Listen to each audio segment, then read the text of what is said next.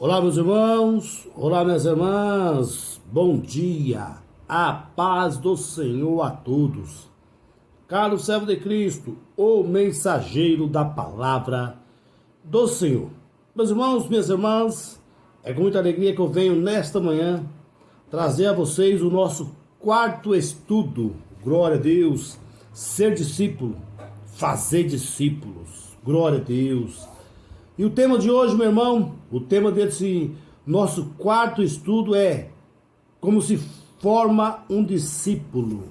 Como se forma um discípulo. Parte 1. Glória a Deus. Aleluia. Pessoal, meu irmão, o discípulo não nasce feito. Ele se forma. E é formado. Né? E a formação de um discípulo não é missão impossível não, viu, meu irmão? Tampouco é um mistério. É simples. Se prestarmos atenção aos ensinamentos divinos, meu irmão, o Senhor não somente nos confiou a missão de fazer discípulos, como também nos ensinou a maneira de fazê-lo. Glória a Deus. As dificuldades aparecem quando nos esquecemos das instruções divinas e tratamos de criar nossos métodos humanos e revolucionários para batizar todo mundo, crendo que fazer discípulo é aumentar o número de membros. A comissão divina, meu irmão, não necessita de nenhuma reforma. A maneira de Cristo pregar a verdade não pode ser aperfeiçoada. O que o Mestre ensinou, meu irmão? O que o Mestre ensinou? Voltemos ao tempo de Jesus, para saber o que o Mestre ensinou. Glória a Deus. Depois da crucificação, os discípulos estavam escondidos com medo de cumprir a missão. Eles perguntavam-se como poderiam fazer discípulos em toda a nação se esses estavam sendo perseguidos. Foi quando Jesus se apresentou diante deles, João relatou, ao cair da tarde daquele dia, o primeiro da semana, trancadas as portas da casa onde estavam os discípulos com medo dos judeus, veio Jesus, pôs-se no meio e disse-lhe: paz seja convosco. E dizendo isso, lhes mostrou a mão e o lado. Alegraram-se, porquanto os discípulos, ao verem o Senhor, disse-lhe, pois, Jesus outra vez: paz seja convosco, assim como o Pai me enviou, eu também vos envio. Está lá em João capítulo 20, versículos 19 e 21. Mas, meu irmão Carlos, como o Pai me enviou, Olha só, meu irmão, a última declaração, essa foi a última declaração de Jesus, como o Pai me enviou, E essa última declaração contém um segredo, meu irmão, para a formação de novos discípulos. Assim como o Pai me enviou, eu também vos envio. Como o Pai enviou a Jesus Cristo, João explicou, e o Verbo se fez carne e habitou entre nós, cheio da graça e de verdade, e vimos a sua glória, glória como o do unigênito do Pai. O Verbo que se faz carne é Jesus. No princípio era o Verbo, e o Verbo estava com Deus, e o Verbo era Deus. Entretanto, meu irmão, para que os seres humanos pudessem ver a glória do Pai, foi necessário que o Verbo se fizesse carne. Glória a Deus. Cristo tomou sobre si, meu irmão, a humanidade, a fim de chegar à humanidade. A divindade necessitava da humanidade, porque era necessário tanto o divino como o humano para trazer salvação ao mundo. A divindade necessitava da humanidade a fim de que esta proporcionasse meio de comunicação entre Deus e o homem. Precisamos, meu irmão, pensar repetidas vezes na maneira pela qual Jesus cumpriu a missão. Cristo tomou sobre si a humanidade a fim de chegar à humanidade, porque desprovida da humanidade, a palavra fica só no mundo das ideias. É preciso, meu irmão, que as ideias maravilhosas do Evangelho deixem de ser simplesmente palavras e se transformem em vida, assim como o Filho. A palavra se fez carne em Jesus. Também a palavra, mensagem, precisa fazer carne e realidade na vida dos discípulos de Jesus. Glória a Deus. Meu irmão, Jesus cumpriu a missão ao vir a esse mundo para habitar entre os seres humanos caídos, né? Ele não pregou o seu evangelho a partir do céu, mas veio a este mundo sem medo de se contaminar com o pecado. Desceu das alturas imaculada, viveu neste mundo mal, mas não pecou. E nos disse que assim como o Pai havia enviado, Ele também nos envia. Meu irmão, Ele nos enviou ao mundo, mas nos advertiu de que o seu reino não é deste mundo. Não ameis o mundo, nem as coisas que há no mundo. Está em 1 João, capítulo 2, versículo 15. No entanto, meu irmão, Jesus nos pediu que fosse ao mundo e fizéssemos discípulo em todas as nações, em todas as línguas, em todas as tribos, em todos os povos. Como entender essa aparente contradição, né, meu irmão? O próprio mestre explicou em sua oração intercessória: não peço que os tires do mundo, e sim que os guarde do mal. Está lá em 1 João, capítulo 17, versículo 15, amém? Nossa missão, meu irmão, deve ser cumprida nesse mundo, assim como Jesus a cumpriu. Ele se fez carne e habitou entre os homens. Não se isolou, não foi um ermitão que viveu nas montanhas, não, meu irmão. Ele buscou os montes para orar a sós, mas voltou imediatamente ao valeiro, onde as pessoas se encontravam. Era ali, meu irmão, que estava a sua missão. Não há maneira de cumprir a missão se ficarmos fechados para a igreja. É preciso sair, é preciso buscar os perdidos onde eles estão. Os perdidos, onde eles estão. E eles estão no mundo do pecado, meu irmão. No mundo do pecado. Cristo, meu irmão, Cristo, Ele nos deu um exemplo disso.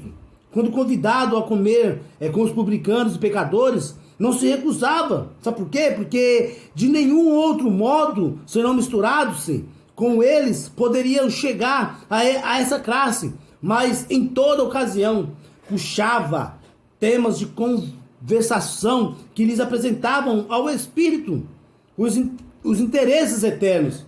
E outra, meu irmão, Ele nos ordena: assim resplandeça a vossa luz diante do homem, para que veja as vossas boas obras e glorifiquem o vosso Pai que estás no céu. Meu irmão, buscar os pecadores onde eles encontram-se faz parte da missão. É preciso, meu irmão, eu e você se relacionar com eles na vida cotidiana, para que eles possam ver em nós a glória de Deus e se sintam atraídos por Jesus. A associação, meu irmão, com os descrentes não nos causa dano se nos relacionarmos com eles no intuito de uni-lo a Deus e formos suficientemente fortes para evitar a sua influência. Meu irmão, temos que se conscientizar da nossa missão pessoal. Né? Então você tem que se conscientizar-se na sua missão pessoal. Antes de sair ao mundo para buscar os novos convertidos, meu irmão, cada membro da igreja, cada crente deve se transformar em um discípulo formador de discípulos. A missão que Cristo nos confiou é pessoal. Os homens são instrumentos nas mãos de Deus, por Ele empregados para cumprirem seus propósitos de graça e misericórdia. Cada um tem a sua parte a desempenhar. A cada qual é concedida uma porção de luz adaptada às necessidades de seu tempo. É suficiente, meu irmão, para habitar, a efetuar a obra, habilitar e efetuar a obra que Deus lhe deu a fazer. Meu irmão, a instrução divina é clara. Cada um tem a sua parte a desempenhar. A cada qual é concedida uma porção de luz. As expressões, a cada qual, retratam a ideia divina de que não deve haver um crente sequer que se limite a ser um mero crente, e sim assumir sua missão pessoal de conduzir pessoas a Jesus. Meu irmão, Temos que conhecer as pessoas. Conheça as pessoas. Conheça as pessoas. Se a missão que Jesus nos confiou deve ser realizada entre os seres humanos, precisamos conhecer os homens, as mulheres dos nossos dias. Como pensam? O que os motiva a tomar decisões? Quais são suas preocupações? Se não pudermos responder a essas perguntas, como nos aproximaremos, meu irmão, deles? Trata-se, meu irmão, de tratar eles com mentes humanas. Tratar com mentes humanas, meu irmão, é a mais delicada obra que possa ser feita. Por isso, e para isso, é necessário conhecer a cultura das pessoas, caminhar pelas ruas, usar os meios de transporte, entrar nos mercados, conversar com elas, ver o que elas veem e ouvir o que elas ouvem. Mas isso não basta. É necessário também amar as pessoas e sentir compaixão delas. Ame as pessoas, meu irmão. Ame as pessoas. Deus é amor, afirmou João. O amor é a essência do próprio ser. Não existe amor sem Deus, nem Deus sem amor. Para nós, meu irmão, são dois conceitos separados. Para João, é um só. O amor é a motivação de todas as ações divinas, desde a criação até a redenção. De longe, meu irmão, se me deixou ver o Senhor dizendo: com amor eterno eu te amei, por isso, em benignidade te atraí. Está em Jeremias 31, versículo 3. Foi por amor, meu irmão, que Deus estabeleceu sua igreja.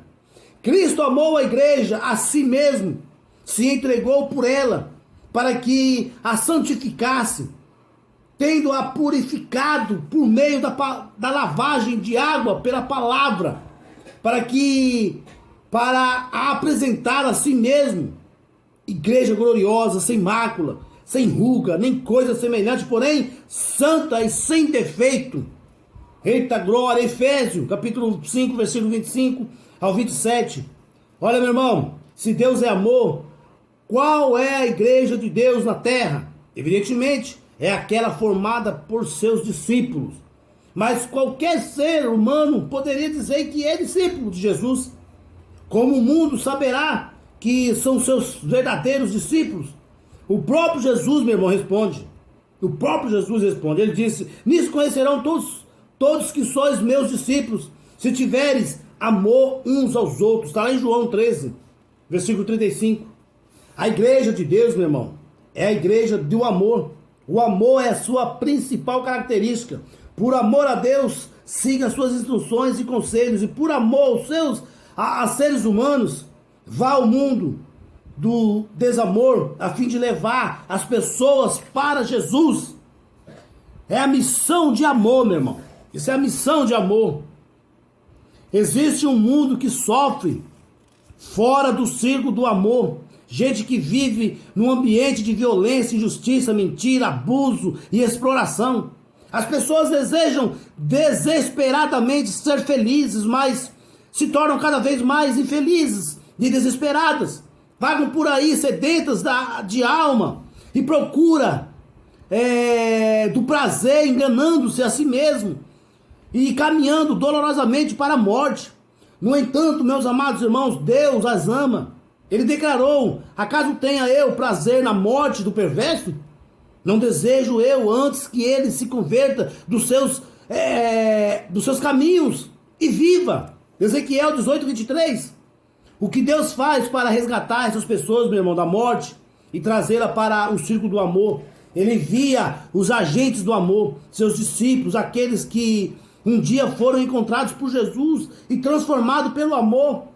Eles devem entrar no círculo, meu irmão, do desamor, com o instrumento do amor e resgatar essas pessoas, levando-as para a igreja do amor. Essa é a missão. Vão ao mundo do desamor e tragam meus filhos para a igreja do amor. Ei, meu irmão, quando Cristo disse aos discípulos: ide em meu nome, a juntar as igrejas, todos quanto crerem, deixou claro, meu irmão, perante eles a necessidade de manterem a simplicidade, Quanto menor fosse a ostentação e exibicionismo, maior seria sua influência para o bem. Os discípulos deviam falar com a mesma simplicidade com que Cristo havia falado. Eles deviam imprimir no coração dos ouvintes a mesma lição que Cristo lhe havia ensinado. No entanto, o que fizemos? Saímos levando uma doutrina seca, desprovida de amor, crendo que a missão é convencer as pessoas de que estão erradas. Esta é a verdade, meu irmão. Esta é a verdade. Dizemos a elas e muitas vezes somos cruéis em nome da verdade, né? Ferimos sentimentos, não respeitamos as convicções alheias, parecemos um trator, sabe? Que arranca tudo o que encontra pela frente, pela raiz. Encontramos pedras enormes, dificuldades, obstáculos intransponíveis e desanimamos. Meu irmão, crendo que no tempo que vivemos é muito difícil cumprir a missão a esse respeito. Glória a Deus, aleluia. Meu irmão, busque pessoas. Busque pessoas. Não é possível, meu irmão, formar novos discípulos sem saber quem você deseja levar a Jesus. Nenhum trabalho feito sem intencionalidade obtém resultados. A melhor maneira, meu irmão, de chegar a lugar nenhum é não saber onde se vai. Portanto, escolha entre os seus vizinhos, familiares, colegas de trabalho ou de estudo, 5 pessoas no mínimo, a quem você se propõe a levar a Jesus. Meu irmão, é preciso que sejam seus amigos, a princípio, mas são pessoas com as quais é mais fácil se relacionar. Aproxime-se delas com o propósito de transformá-la em discípulos em Cristo. Por quê, meu irmão? Porque devem ser 5. Por quê? Porque à medida que o tempo passa, uma ou mais irão desanimar, ou simplesmente não mostrarão o menor interesse, ainda que você faça o possível para conquistá-la. Se começar só com uma e essa desanimar, ficará frustrado. Por isso, escolha 5. À medida que elas se tornarem discípulos de Jesus, você as substituirá por outras 5 pessoas. Mas você deve manter sempre um sementeiro de discípulos em perspectiva. Ore. Nunca pare de orar, meu irmão. Fique sempre orando. Tá bom? Porque a conversão é obra do Espírito Santo. Portanto, ore. Não canse de orar. Ainda que você ache que não há progresso, o Espírito de Deus está trabalhando de maneira invisível. E em um momento inesperado você terá uma surpresa. Conheci uma senhora que trabalhou pela conversão do esposo durante 30 anos. Né? Aquele homem parecia ter um coração de pedra. Ele fazia tudo o que podia, meu irmão, para alcançar o coração. Ela fazia tudo o que podia para alcançar o coração dele com o evangelho, mas nada parecia dar resultado. Nada. Um dia, meu irmão, ela se aproximou de mim com um sorriso exuberante e me disse: irmão Carlos, meu esposo finalmente se converteu. Oh, glória! Mas como aconteceu esse milagre, meu irmão? Eu perguntei. E a sua resposta foi simples. Durante 30 anos, eu falei com Jesus para meu esposo. Falei de Jesus para meu esposo. E nada acontecia, mas no último ano, comecei a falar do meu esposo para Jesus. E ele se converteu. Meu irmão, não vai adiantar nada sair correndo em busca de pessoas se você não começar a orar. Ore todos os dias pelas pessoas que deseja levar a Jesus. A oração intercessória, além de ajudar as pessoas pela qual você está orando, faz bem a você. As circunstâncias adversas pela qual Jó, por exemplo, passava, mudaram-lhe quando ele começou a orar por seus amigos. Mudou o Senhor a sorte de Jó. Quando este orava pelos seus amigos, e o Senhor lhe deu o dobro de tudo que antes possuía. Está lá em Jó, capítulo 42, versículo 10, meu irmão. O Senhor, ele retirou a aflição de Jó, quando Jó orou, não só por si mesmo, mas também pelos que se opunham a ele. quando desejou ferventemente que as pessoas que haviam pecado contra ele fossem ajudadas. Então, meu irmão, ele mesmo percebeu e recebeu ajuda.